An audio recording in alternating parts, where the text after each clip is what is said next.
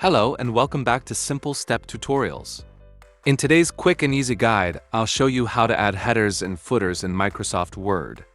These are perfect for making your documents look more professional, whether you're working on an assignment, a report, or even a resume.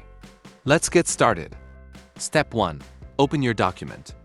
Make sure your Microsoft Word document is open and ready. Step 2. Go to the Insert tab. Click on the Insert tab at the top of your screen. This is where you'll find options to insert headers and footers. Step 3. Select Header or Footer. Click on Header to add something at the top of the page, or click Footer to place text at the bottom.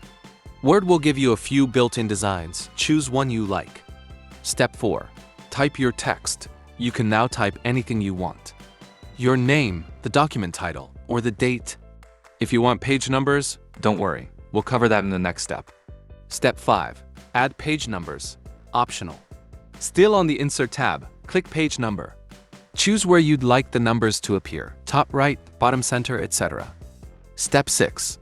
Customize your header or footer. You can format the text using font size, bold, or color. Want the first page to look different? Check the box that says Different First Page under Header and Footer Tools. Step 7. Close the header or footer.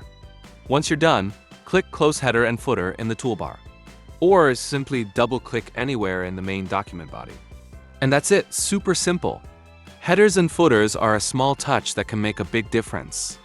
If you found this helpful, please give this video a like, and don't forget to subscribe for more quick tutorials.